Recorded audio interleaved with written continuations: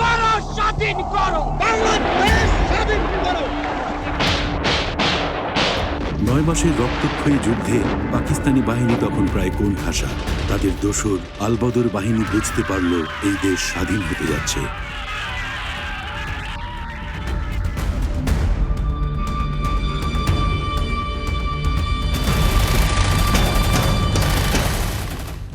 স্বাধীনতা প্রাপ্তির 48 ঘন্টা আগে দেশটাকে বুদ্ধিবৃত্তিকভাবে পঙ্গু করে দিতে তারা চালায় আরও একটি নৃশংস গণহত্যা। তালিকা করে ধরে নিয়ে যাওয়া হয় দেশের সেই সব মানুষদের যারা হতে পারত এই জাতির আলোর দিশারি। এই দিন সকালে প্রথম যাকে অপহরণ করা হয়েছিল তিনি শহীদ ডাক্তার মুর্তজা। ফুলার রোড, 1971 সালের 14 ডিসেম্বর। এই ফুলার রোড থেকেই তুলে নিয়ে যাওয়া হয় বাংলার সূর্য সন্তানদের। আবারও সারা দেশে কারফিউ জারি করা হলো। পরবর্তী ঘোষণা না দেওয়া পর্যন্ত আপনাদের সবাইকে ঘরে থাকার নির্দেশ দেওয়া হচ্ছে।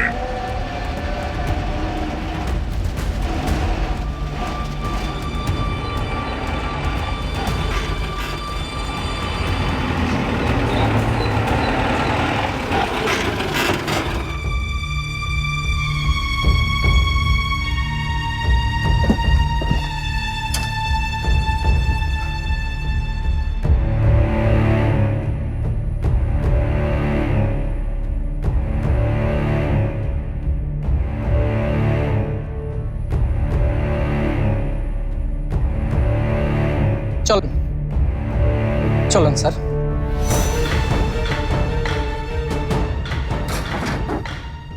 বাবা, বাবা, যেও না বাবা।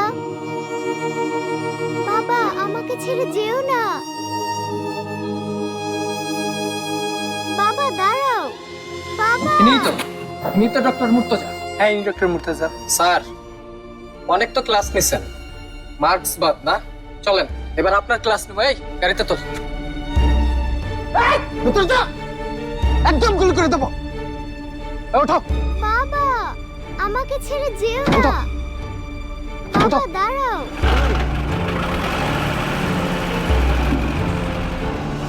বাবা, ডাক্তার চাচাকে ধরে নিয়ে যাচ্ছে। মা,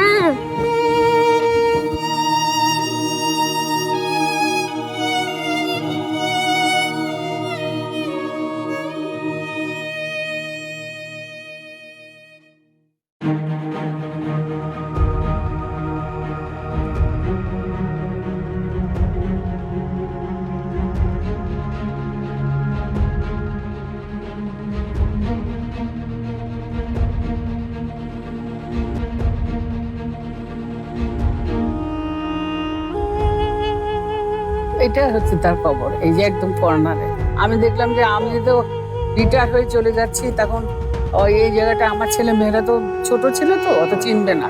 এই জন্য আমি বাধাই করে দিছিলাম এই যে এটা সেটা ভেঙে টেঙে আবার ইউনিভার্সিটি এই কারবার করেছে।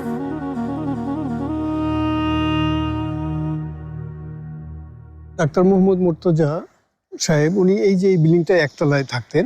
সেই সময় আমরা খুব ছোট, একেবারে স্কুলে পড়ি, ক্লাস 2-3। ওনার একটা শখ ছিল আর কি, বাগান করা।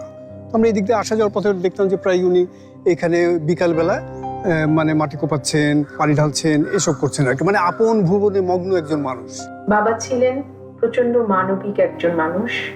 আমার মার কাছে শুনেছি যে কখনো ব্যক্তিগত কোনো স্বার্থ চিন্তা, ডাক্তার হিসেবে নিজেদের অর্থ উপার্জন, এগুলো নিয়ে ওনার কখনো চিন্তা ছিল না। টিচারদের বলতেন আপনারা ইন্ডিভিজুয়ালিজমে বিশ্বাসী, আমি কালেক্টিভ, আমি সবাইকে নিয়ে ভালোভাবে থাকতে চাই। ছোটবেলা থেকে আমার এই দুই রকমের ব্যবস্থা, কেউ খায় কেউ খায় না, কারো অত্যাচার অবিচার, কেন এটা হয়? তো আমরা ছিলাম ওই 20 নম্বর বিল্ডিং, মুর্তজা ভাই ছিল এখানে। উনি কিন্তু খুব মিশুক ছিলেন, সবার সঙ্গে নর্মালি কথাবার্তা বলা। টিচারদের সঙ্গে ওনার একটা ছিল, উনি ঢাকা ইউনিভার্সিটির আপনার চিফ মেডিকেল অফিসার ছিলেন ওই সময়। আর আমাদের যেহেতু পাড়ার ডাক্তার, কাজে উনি আমাদের ডাক্তার সাহেব, সবার প্রিয় একজন মানুষ ডাক্তার সাহেব। তো ছোট বড় সবার কাছেই উনি ডাক্তার সাহেব। তো আমাদের কোনো, আমরা যেহেতু ছোট, পেটে ব্যথা এটা ওটা হলে মায়েরা সবাই তার কাছে নিয়ে হাজির করতেন। হ্যাঁ, তো উনি কাউকে প্রেসক্রিপশন লিখে দিচ্ছেন, আবার কেউ হয়তো মাকে ফাঁকি দেওয়ার জন্য বলছে যে পেটে ব্যথায় স্কুল যাব না, তো উনি দেখে টেকে বলছে না না এ তো দুষ্টুমি করছে, একে তাড়াতাড়ি স্কুল নিয়ে যান। তো কাজেই আমাদের জারি জুড়ি আর খাটতো না। এইরকম একজন মানুষ ছিল, মানে ওনার সাথে আমাদের এরকম একটা সহজ সম্পর্ক ছিল আর কি। ডাক্তার মুর্তজা তখন মনে একটু লোনলি ফিল করছিল, মনে করছে একটা বিয়ে সাথে করার দরকার মনে হয়। নূরমোহর সাহেবকে দিয়ে উনি এক বিল্ডিং এ থাকতেন। নূরমোহর সাহেবকে উনি বলেছিলেন যে নূরমোহর সাহেব আপনি আমার গার্জিয়ানের মতো, বড় ভাইয়ের মতো। ডক্টর হালিমা খাতুনের বাসায় ওনার বোনের মেয়েটা থাকে, ওকে আমার পছন্দ হয়েছে, ওনাকে বলেন আমি ওকে বিয়ে করতে চাই। আমাকে হঠাৎ করে বলা হলো যে তোমার ডাক্তার সাহেবের সাথে বিয়ে হবে 3 দিনের তার মধ্যে। আমি তো অবাক।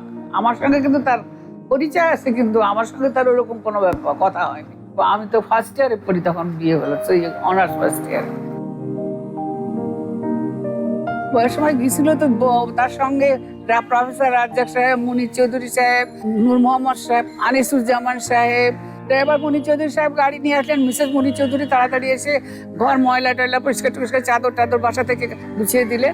24 নম্বর নীলক্ষেত থেকে 14 নম্বরে এলাম 11টা-12টার দিকে। তারপর তো 4.5 বছর অবশ্য আমাদের সংসার। প্রচণ্ড কনজারভেটিভ পরিবারের সন্তান হয়েও মোহাম্মদ মুর্তজা বামপন্থী রাজনীতির সঙ্গে জড়িত ছিলেন।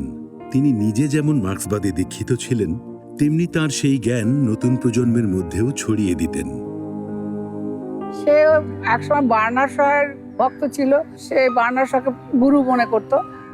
বার্নার শহ থেকে পড়তে পড়তে পড়তে মার্কসিজমে বলে কি আমার শান্তি হলো। এটাই তো আসল কথা। মানুষকে ঠিক করতে গেলে তো একটা ভালো গোষ্ঠীর হাতে রাষ্ট্রটা দিতে হবে এবং তারা মানুষের জন্য ফিল করবে।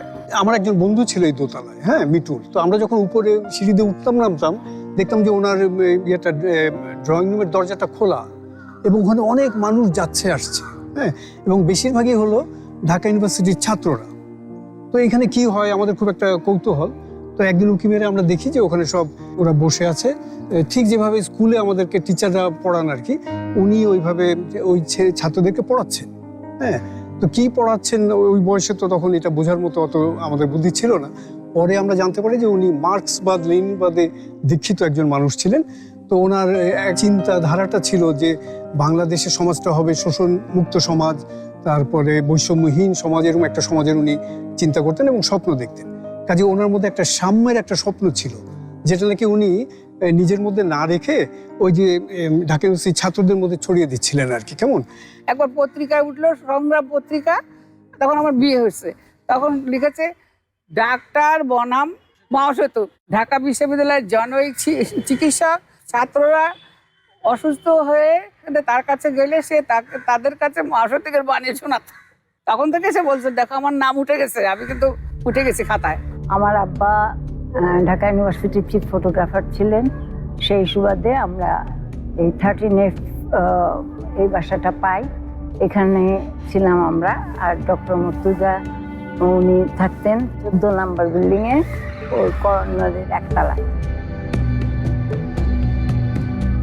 71 সালের ডিসেম্বর মাসের 14 তারিখে তখন এখানে কারফিউ ছিল সারা রাতি।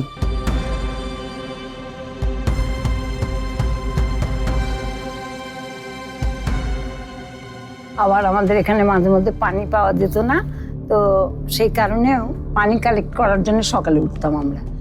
যাই হোক, ভোরে উঠে আমাদের দিকে পানি ছিল না, টেম্পোরারি কল বসানো ছিল ওদিকে এদিকে ওইদিকে, আমি ওই দিক দিয়ে চলে গেছিলাম। আমাদের বাসাটা এটা 3 তলা। এই ছোট ঘরটার ভিতর থেকে দেখলাম যে গাড়িটা থামলো।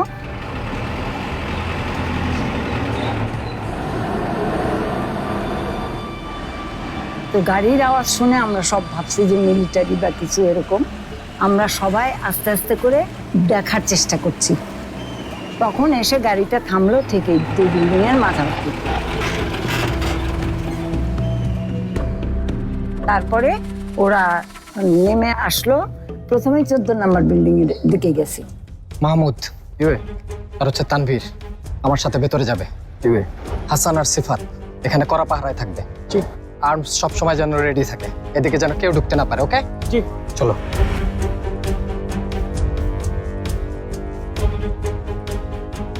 ওইখান থেকে পানি এনে টেনে ঘরে ঢোকার আগেই বাইরে থেকে লাবণী আমাকে বলছে, দেখছো আমাকে কিরকম ভয় দিয়ে সে বিড়ালটা আমার বিছানার মধ্যে দিল। ডাক্তার সাহেব তাড়াতাড়ি করে বাথরুমে চলে গেছে। আপু দেখছো তোমার জামাই কি করছে? বিড়াল আমি ভয় পাই, তাও আমার গায়ে বিড়াল তুলে দিয়েছে, ঘুমটাই নষ্ট। কোথায় উনি? তোমার বর? তুমি গিয়ে দেখো। আমি আবার গিয়ে দেখলাম সে শেভ করতে শুরু করেছে। আমি বলছি, কি ব্যাপার কি ব্যাপার? আপনি লাবণীর সাথে কি করেছেন? আমি আবার কি করলাম? আমি তো কিছু করিনি। এত হাসছেন না, দেশের যে অবস্থা, একটা বোম যখন মেরে দিবে না তখন বুঝবেন হাসি কোথায় যায়। শোনো, বোঝাবুঝির কিছু নেই। কয়েকদিন পরে দেখবে দেশ স্বাধীন হয়ে গেছে। বোম মারলে তো আমি, তুমি, আমরা সবাই মারা যাবো। এটা কেমন কথা হলো? দেখো তো কে আসলো। কথা বলতে না বলতে দরজার সামনে এসে দেখি ওরা গাড়ি থামিয়েই আমাদের গেটের সামনে।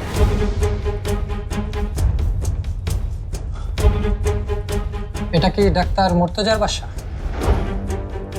ওদের দেখে আমি দরজাটা খোলা দেখে আমি আর ভয় পেয়ে আর এগোতে পারছি না। মানে আমি তো ভীষণ ভীতু। কি হলো, কথা বলছেন না কেন? ডাক্তার মুর্তজা ভেতরে নাই? ভেতরে যাবো, সরে দাঁড়ান। ওই এগোতে পারছে না, ডাক্তার মধ্যে যাতে সেফ হয়ে গেছে তার মধ্যে। বলছি সরে দাঁড়ান, নয়তো গুলি করতে বলবো। এই ঢোকো, সরে দাঁড়ান। কে এসেছে বাবা? সে বেরিয়ে দেখছে যে দরজা খোলা, কি কারা আসছে। ঠিক আছে, আমি কথা বলতে পারছি না, আমি হাত দিয়ে এরকম করে সরিয়ে দিলাম। কে? আপনি কে? আমি মোহাম্মদ মুর্তজা। তাকে চোখ বেঁধেছে, ওই যে মিতির শাড়ি পরতে মিতি, সেটা দিয়ে চোখ বেঁধেছে। আপনাকে আমাদের সাথে যেতে হবে। কোথায়? এত কিছু তো বলা যাবে না, গেলেই জানতে পারবেন। চলুন। কি করছেন আপনারা? ওকে মারতেছেন কেন? কি করেছে? গেলেই জানতে পারবে। আমাকে বললো আপনি সরে যান, নাহলে গুলি করবো গুলি করবো। চলুন ওকে কেন নিয়ে যাচ্ছেন? চলুন, সরে দাঁড়ান, নয়তো গুলি করবো। আমার মনে আছে যে 14ই ডিসেম্বরের সকালে বাবাকে আমার শাড়ি দিয়ে চোখ বেঁধে যখন নিয়ে যাচ্ছিল, তখন সে বারান্দা থেকে আমরা দেখার চেষ্টা করছিলাম এবং আমাদেরকে ভিতরে ঢুকে যেতে বলা হচ্ছিল। আপনার জন্য বাস আনছি, চলেন গাড়িতে ওঠেন। চলেন স্যার।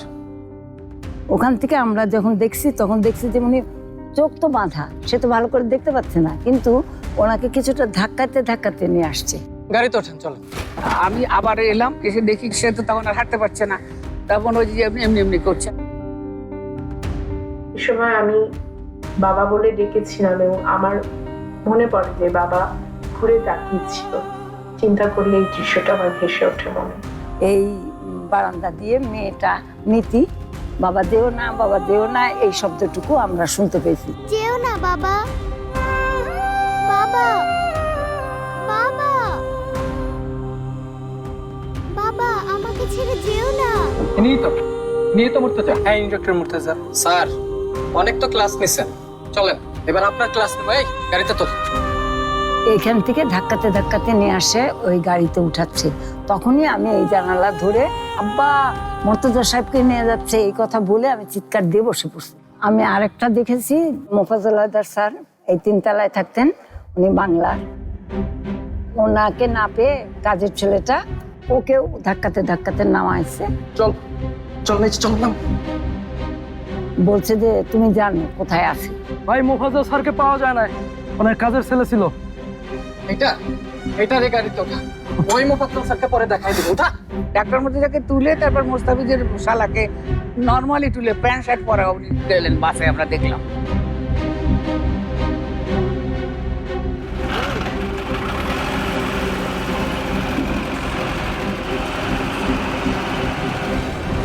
সারাদিন কাটফু কি করব ওদের সঙ্গে একটু দেখা করতে চেষ্টা করি। মোস্তাফিজুর রহমান সাহেব কথা বলে না, ওনার শালা ওনার সঙ্গে থাকতো। পরের দিন সকালে শালা বাসায় ফিরে এলো, তখন আমি তাড়াতাড়ি করে দৌড়ে গেলাম যে কোথায় সারা রাত কোথায় কি খেয়েছে না খেয়েছে, সে তো নাস্তাও খায়নি। তারপর শীতের কোনো চাদর নেয়নি, কোনোটা নেয়নি। আমি যে আপনার ভাইটা কই, মিসেসকে বললাম যে ওর সঙ্গে একটু কথা বলতে চাই। বলে না, ও টায়ার্ড, ও কথা বলতে পারবে না, ও এখন বাথরুমে। আচ্ছা, আমি বসে থাকলাম, আমি ঘন্টাখানিক বসে থাকলাম, দিল না। আরে এসে বসেই আছে, যাচ্ছে না, আমি কি করব? আমার ভাইয়ের সাথে নাকি দেখা করবে, গরম কাপড় আর খাবার দিবে। এখন আর এসব দিয়ে। চুপ, একদম চুপ। যেভাবে পারো ওনাদের বিদায় করো।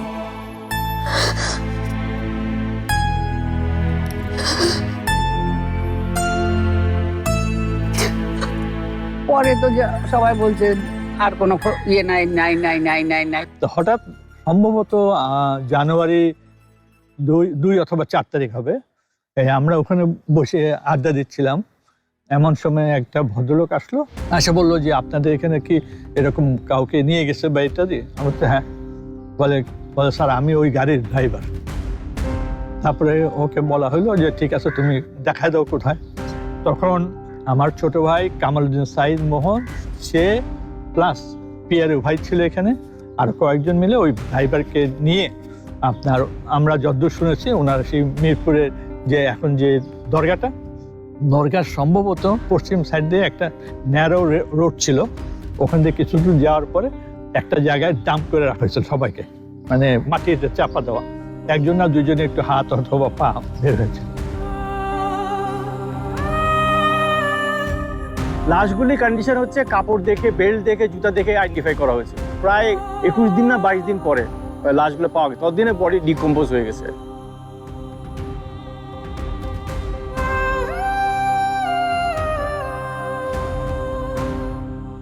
মেডিকেল কলেজ থেকে কফিনে করে পাড়ার এক পিক আপে করে ঘোরালো।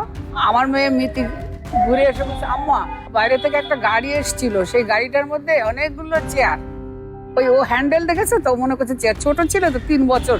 তা আমি শুনলাম যে এরকম ডেড বডি আসছিল, চলে গেছে। আমাকে মোহন আর মন্টু খুব সম্ভব এরা আমাকে খবর দিল যে লাশ চলে এসছে, কবর দেওয়া হবে।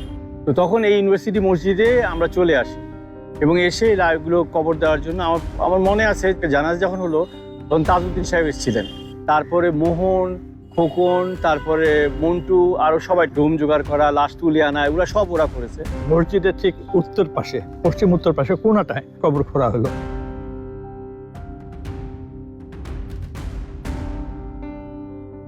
সারপ্রাইজিংলি ইউনিভার্সিটি অথরিটি থেকে কাউকে একজনকে পাঠানো হলো ওখানে, যা বললো এখানে কোনো কবর দেওয়া হবে না। খুব সেন্টিমেন্টাল হয়ে গেলাম আমরা। তখন আমাদের ভরসা ছিল মোহন খুব অ্যাগ্রেসিভ ছিল, মুজিব বাহিনীতে ছিল। ওর স্টেন গান বের করে বললো যে তোমাদের শুদ্ধ একসাথে মেরে এখানে কবর দিয়ে দেবো, যাও এখান থেকে, আমার ডিস্টার্ব করো না, কবর দিব আমরা। তারপর একটা ইমোশন কাজ করছিল, তখন এখানে সবাই মিলে কবর দিল। কবরগুলো যেভাবে লম্বা করে এখন ওরকম না, থাক থাক করা ছিল কবরগুলো। আর ডক্টর মুর্তজার কবর যেখানে ফুল দেওয়া হলো ওই কোনাটায় ছিল। 3 বছর আগে নীলিম এসেছিল, বলে যে সবার কিছু হলো, আমার বাবার নামে কিছু হলো না। প্রথম মিটিং এর সময় আমি আর নীলি ছিলাম, ভিসির সাথে আলাপ করে প্রস্তাবটা দিই যে এইসব ওনাদের স্মৃতিটা একটা রক্ষা করা যায় কিনা। মেডিকেল সেন্টারের নামকরণ যখন প্রশ্ন উঠলো, এটা ফেব্রুয়ারি মাসে, 28শে ফেব্রুয়ারি সিদ্ধান্ত হয়ে গেছে, কিন্তু আচমকা এই এজেন্ডা নিয়ে গেছে, এজেন্ডাটা আগে আমাদের দেয়নি। ওরা আমাকে ফোন করলো যে দেখেন একটা ব্যবসায়ী, ওই যে অ্যালামনাই অ্যাসোসিয়েশনের প্রেসিডেন্ট ইয়াং আজাদ সাহেব, তার অনেক কোটি কোটি টাকা ব্যবসা, সে টাকা দিয়ে সে চাচ্ছে তার নামে মেডিকেল সেন্টার হবে, তা আমরা সেটা হতে দিব না, আমরা চেষ্টা করব। তো তখন আমি সেখানে প্রতিবাদ করেছিলাম যে না, এটা তো ব্যবসায়ীর নামে করা ঠিক হবে না। তখন আমি তো এই ডাক্তার শহীদ মুর্তজার নামটা সামনে আনলাম এবং এইটা আমি প্রধানমন্ত্রীকে অবহিত করলাম। তখন উনি আমাকে প্রথম কিন্তু বলেছেন শিক্ষক এবং শহীদ মুক্তিযোদ্ধা কেউ থাকলে তার নামে এটা করতে হবে, কিন্তু মুক্তিযুদ্ধের পক্ষের সিন্ডিকেট কেউ আমাকে সমর্থন করেনি। এখনো কিন্তু সেই ব্যবসায়ীর নামেই পাশ করানো আছে। আমাকে ভয়ও দেখিয়েছে, যেমন মনে করেন ডক্টর আবুল বারকাত। প্রধানমন্ত্রীকে আবার জানালাম যে আমার সাধ্যের বাইরে চলে গেছে, আমি চেষ্টা করছি। পরে বাংলাদেশ সরকারের মাননীয় প্রধানমন্ত্রী বঙ্গবন্ধু কন্যা শেখ হাসিনা নিজে টেলিফোন করেছেন, শহীদ ডাক্তার বুদ্ধিজীবী মোহাম্মদ মুর্তজার নামে মেডিকেল সেন্টার করা হয়। সেটা হলো 24শে মে এই বছরেরই, এবং 24শে জুন সিনেটে এটা পাশ হয়ে যায়। পাশ হওয়ার ফলে এই এখন আমাদের যে মেডিকেল সেন্টার, সেটার নাম হচ্ছে শহীদ বুদ্ধিজীবী doctor Mohammad Murtaza medical centre. Dhaka বিশ্ববিদ্যালয় মেডিকেল সেন্টারটা বাবার নামে এই যে করা হলো, এটা আমাদের জন্য একটা বিরাট প্রাপ্তি। এ কারণে যে স্বাধীনতার 50 বছর পরে এই কাজটি করা হলো। এটার জন্য আমি ধন্যবাদ জানাই professor Nazma Shahin, doctor Jolly, doctor Mohammad মুর্তজার স্ত্রী আমাদের সাইদা ভাবি, নীলিম এবং অরণি, এরাও সহযোগিতা করেছে যতটুকু পেরেছে। তারপরে আমাদের সিন্ডিকেট সদস্য, আমাদের শ্রদ্ধেয় শিক্ষক ডক্টর খন্দকার ফজলুল হক এবং আমাদের একজন সিন্ডিকেট সদস্য ডক্টর হুমায়ুন কবির, এরা আমাকে সহযোগিতা করেছেন। সর্বোপরি বাংলাদেশ সরকারের মাননীয় প্রধানমন্ত্রী বঙ্গবন্ধু কন্যা শেখ হাসিনার যদি এই হস্তক্ষেপ না হতো বা তিনি এটাকে জোর দিয়ে না চাইতেন, তাহলে হয়তো এটা আমরা করতে পারতাম না। সুতরাং ওনার প্রতি আমরা সশ্রদ্ধ ধন্যবাদ জানাই।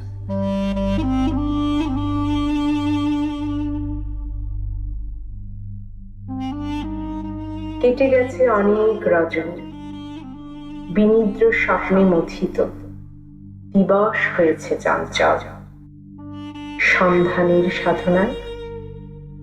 আজ থেকে আমি জেনেছি নিশ্চয়ই ছোট্ট কটি কথা, সভ্যতার প্রতি শব্দশ্রম আর কিছুই নয়। শেষ শ্রম শোষণ মুক্ত হওয়া চাই।